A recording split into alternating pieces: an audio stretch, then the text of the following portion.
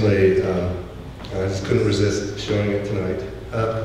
So firstly, thank you all for coming this evening. It's a thrill to see so many old faces out here, and actually quite a few new faces to me too. So really, thank you all for coming.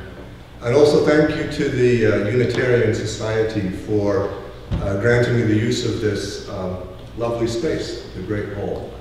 So I'm very grateful for both those things. So the way I typically structure these events, I've done a few of these now, is I'll begin by reading the prologue to the book, which is quite short and which explains why I wrote it. Then I'll give some background about how it came about, and then I'll read some selections from the book itself. The person I really write the book about is this man here, Chogyam Trungpa Rinpoche, who was my teacher and John's teacher. This first picture is from about 1962, after he managed to escape from Tibet into India on foot, and he's pictured with the 16th Karmapa, who was the head of his lineage of Tibetan Buddhism. The other picture is sort of representative of when I knew him in about 1982. That's how I remember him most clearly. So I'll begin by reading the prologue, and then I'll give you some more orientation. It is the kindest face I have ever seen, open, playful, and wise.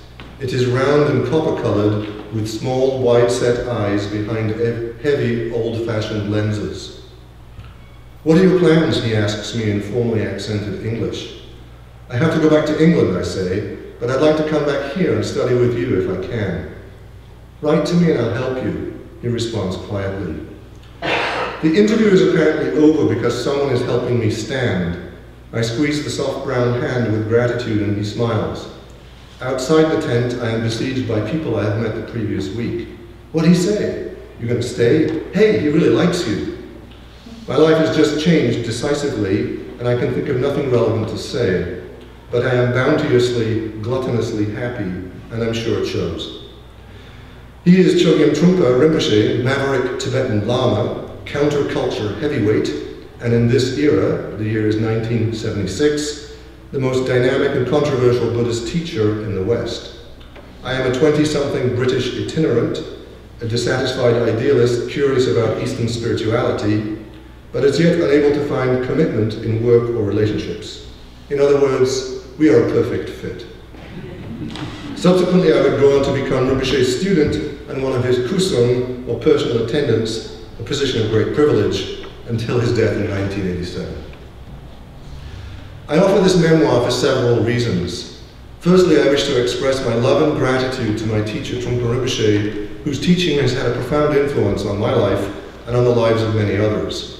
By recounting my own experiences as his student, I hope to add to the portrait that other memoirs and biographies have begun to shape and perhaps provide inspiration to those interested in exploring his teachings. Secondly, I want to discuss his legacy and address some of the questions that arise from his controversial lifestyle and teaching methods.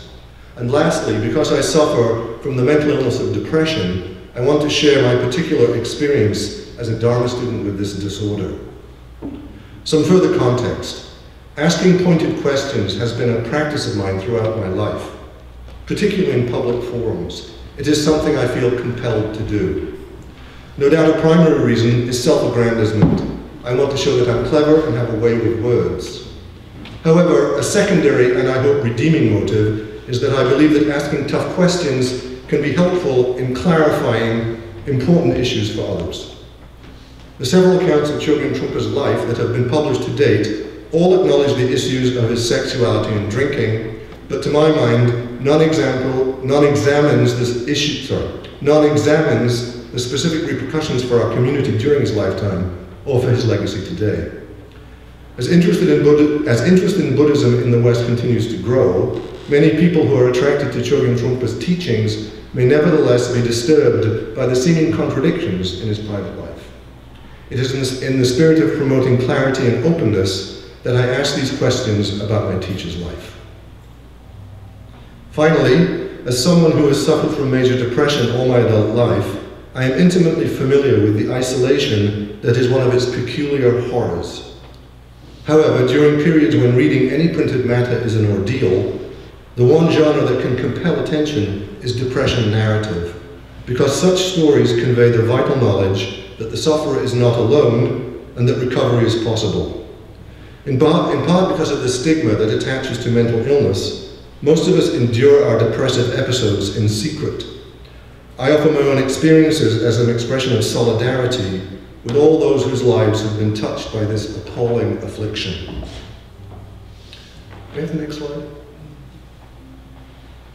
Okay, that's me on graduation day in 1973, before I started looking remotely American. And I show this slide because this explains why I first came to the United States in 1976. It wasn't to try and track down Chogyam Trungpa, who I had actually heard of, because I had visited a meditation center in Scotland that he had founded, but because this girlfriend I had at university, whose name was Tessa, had vanished into a hippie commune in New Mexico, and I decided I would come out to America and rescue her. So, I got to New Mexico in the summer of 1976 to discover that she wasn't particularly interested in being rescued. I stayed for a few weeks, and then I traveled on to Boulder, Colorado, where the incident that I begin the book occurred, where I met Chogyam Trungpa and first connected with him and his community. I then went back to England for a year, as it implies in that first exchange, and I returned in 1977 with an intention to stay and join his community if that worked out. And it did, in fact, work out. And I was living in Boulder, Colorado, where he lived at that time, and I made a strong connection with with the community around him, which Buddhists call Sangha, which means the community of practitioners. Except I had one major obstacle, one major hang-up, I suppose, which was this sort of group of bodyguards he had around him that I learned were called the Dorje Kasong, which means something like protector of the teachings. I thought it was a super creepy phenomenon. I didn't like the way they all wore the same uniform and seemed to be robotic.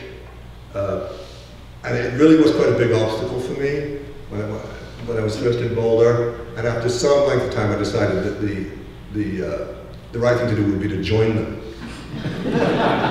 to try and determine what it was like to be part of that group from the inside. I didn't know when I did that becoming a member of the Kasang, the broader contingent of gods, was a prerequisite to become a Kusung, or personal attendant to Trungpa Rinpoche. And the next passage I want to read is about when I was told I was going to become a Kusung. Is the slide available of, the next slide of, okay, so this is one of the things that Kusung does. This is not Trungpa Rinpoche, this is General Kongtrul Rinpoche, a Tibetan Lama of the same school as Chogyam Trungpa. This is in the shrine of Makama Chuleng, and this is what's called the tea and rice welcoming ceremony. When a Tibetan teacher visits a center, there's this very traditional ceremony in which he chants and we chant, and we offer him tea and rice. I'm about to take the lid off his teacup there.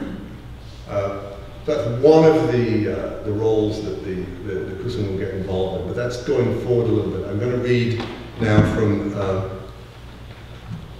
1980, when I attended the big annual program that our community had that we called Seminary, which in 1980 was held in a very remote hotel in the Canadian Rockies, a little bit like the hotel that Jack Nicholson looks after in The Shining. Very remote, very bleak, sort of abandoned place. And I should mention, there's a fellow his name is going to appear in the next section, a guy called John Perks, who was an Englishman who was the head of Rinpoche's household. I loved seminary from the start.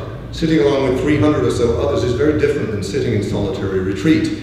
You are still alone with your mind, but you feel tremendous Sangha support. There was a real sense of occasion of doing something significant, and there were hordes of interesting people to meet and get to know. However, my sense of good fortune did not anticipate the development when Rinpoche's party finally arrived and John Perks summoned me up to the suite to see him. Perks, in his trademark pinstripe suit and regimental tie, took me to one side and told me that Rinpoche had chosen me as one of his kusum for the duration of the program. My first shift would be that night. I was speechless, but with hindsight, I doubt Perks was telling me the whole truth. What is more likely is that Perks recommended a group of guards to serve as kusum for the program and that Rinpoche signed off on his choices. Once again, the fact that I was English had probably helped considerably. Kusum in Tibetan means body protector, and the role was more personal and intimate than that of the anonymous Varsha guard. The closest English equivalent would be valet, in that the kusum attended to the teacher's myriad personal needs throughout the day. For instance, because of his handicap, Rinpoche was partially paralyzed on his left side, Rinpoche needed help with physical tasks like dressing and undressing. But the kusum also served hospitality to guests and controlled the flow of information between Rinpoche and the outside world. It was a multifaceted role, and I was very flattered to have been chosen. I was less thrilled by Perks telling me that my first shift began later that day. John, you're going to train me, right? The kusum is in charge of dinner service, right? I don't know a thing about how to serve dinner, I explained. Don't worry, said Perks. Come along at 5 o'clock. Your shift begins at 6. I dutifully showed up in my best suit at the appointed hour. Perks was in the kitchen and languidly offered me a glass of sake. So how have you been, old chap? He asked, and we fell to chatting. Time passed and he introduced me to the other household staff as they showed up. The cook, the servers, the attaché, the person in charge of the daily schedule. Eventually at 6 or so, he led me into the formal sitting room where Rinpoche was seated wearing a cotton robe, chatting with guests. I bowed stiffly and took requests for drinks, which I managed to serve without major mishap. Perks remained in the kitchen, observing me mildly. I kept waiting for him to take me into the dining room for training, but nothing happened. Eventually, Perks went to speak to Rinpoche, then returned. They're ready for dinner now, he explained. I've helped them get seated. I was horrified. Perks led me into the corridor and opened the door to the dining room. Serve from the left and pick up from the right, he said, shoving me through the door and closing it behind me. I had all the finesse that evening of a block of wood. I was paralyzed by my sense of ineptitude and intimidated by my sudden access to Rinpoche's inner world. Neither Rinpoche nor his guests seemed to mind my clumsiness, and somehow dinner got served and cleared away. Eventually the evening wound down, and to my great relief, Rinpoche was ready to turn in. I padded nervously behind him into his bedroom, eyeing the bow on the sash at the back of his robe. Somehow Rinpoche had to get out of that robe and into his bed, and it was up to me to pull off the maneuver. I attacked the bow with gusto. It just wouldn't give. Rinpoche tried to say something over his shoulder, but I ignored him, pulling at the bow. Trungpa Rinpoche was a stocky guy, but soon I was yanking him around the bedroom like a sack of potatoes. He grabbed hold of the bedpost for purchase. Still, I pulled and yanked, and the bow would not give. He was trying to say something over his shoulder, so I paused to listen. It's a false bow, he said,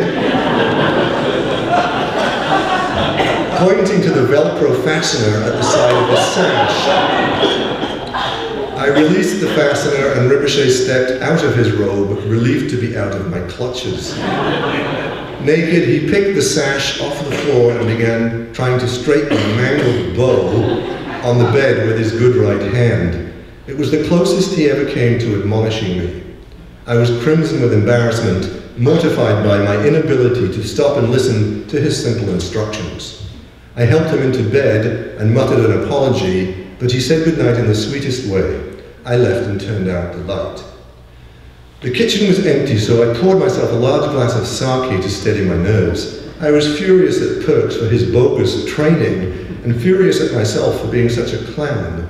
I was not sure I could hack this kusum business. It was all too intense. The sudden introduction to Rinpoche's private world, the consorts, the prodigious drinking, the unpredictability was disorienting to me.